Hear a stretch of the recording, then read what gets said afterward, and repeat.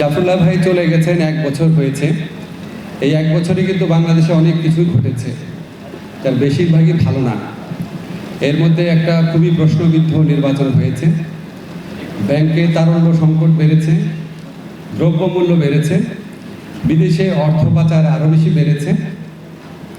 এর মধ্যে বড় বড় যারা আর্থিক খাতে অপরাধী আছে তাদের ব্যাপারে বহু তথ্য উন্মোচিত হয়েছে, কারো বিচার হয় নাই, বিচার হয়েছে ডক্টর ইউনূসের। এর মধ্যে সীমান্তে বহু লোককে মারা হয়েছে। বাংলাদেশের প্রতি ভারতের যে আগ্রাসনবাদ সেটা আরও প্রকটভাবে প্রতিফলিত হয়েছে। এত এত অন্যায়, অনিয়ম এবং অসন্তোষের কারণ ঘটেছে। প্রতিটা ক্ষেত্রে আমরা জাফরুল্লাহ ভাইকে মিস করেছি। মনে হয়েছে জাফরুল্লাহ ভাই যদি থাকতো এই সমস্ত কিছুর প্রতিবাদ আরও অনেক জোরালোভাবে হতো।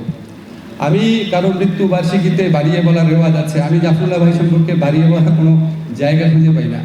কারণ আপনারা নিজেরা লক্ষ্য করে দেখবেন, উনার মৃত্যুর পর সত্যি সত্যি আমাদের যে সিভিল সোসাইটির মুভমেন্ট, নাগরিক আন্দোলন, এমনকি টু সাম এক্সটেন্ট পলিটিক্যাল আন্দোলনও কিছুটা দিকভ্রান্ত হয়েছে, অনেকটা গতি হারিয়েছে।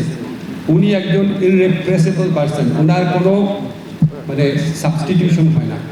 এটা ফিল করি, দুঃখ লাগে, খারাপ লাগে। আবার মাঝে মাঝে মনে হয় যে আমাদের দেশে তরুণ প্রজন্মকে, আগামী প্রজন্মকে খুব গর্বের সাথে বিনা দ্বিধায় একটা লোকের কথা আমরা অন্তত বলতে পারি, এই জীবন জাফরুল্লাহ ভাই যাপন করে গেছেন। রেজওয়ানা একটু আগে বলেছেন জাফরুল্লাহ ভাই আজীবনের মুক্তিযোদ্ধা। আমি ওনার সম্পর্কে অনেক আগের থেকেই বলি, জাফরুল্লাহ ভাই হচ্ছে মুক্তিযুদ্ধের চেতনা। মুক্তিযুদ্ধের সঠিক চেতনা কি, এটা জাফরুল্লাহ ভাইকে দেখে বুঝতে হবে। উনি শুধু 71 মুক্তিযুদ্ধ করে থেমে যায় নাই, ওনার মুক্তিযুদ্ধ জীবনের শেষ দিন পর্যন্ত ছিল। এই জন্য গরিব মানুষের পক্ষে দাঁড়িয়েছেন, অধিকার হারা মানুষের পক্ষে দাঁড়িয়েছেন, সাহস নিয়ে দাঁড়িয়েছেন।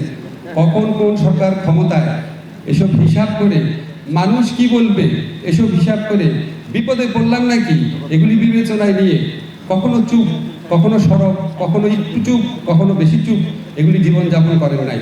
সকল সময় সকল ব্যাপারে সোচ্চার ছিলেন, সব সরকারের সমালোচনা করেছেন, সব সরকারের ভালো কাজের পাশে ছিলেন। আমার কাছে মনে হয় যে আমরা খুব সৌভাগ্যবান যে আমরা আজকে, আমি বিশ্বাস করি বাংলাদেশের তরুণ শিশুদের জন্য একটা আইডল মানুষ, যে ওনার বাচ্চারা ওনার জীবনী পড়ে জানবে যে বাংলাদেশে এরকম একটা মানুষ জন্ম নিয়েছিল, এবং এটাই হচ্ছে একজন প্রকৃত মুক্তিযোদ্ধার জীবন। আমরা জাফরুল্লাহ ভাইকে চিনতাম, এটা আমাদের জন্য সৌভাগ্য এবং অনন্ত অনুপ্রেরণার একটা উৎস। ধন্যবাদ।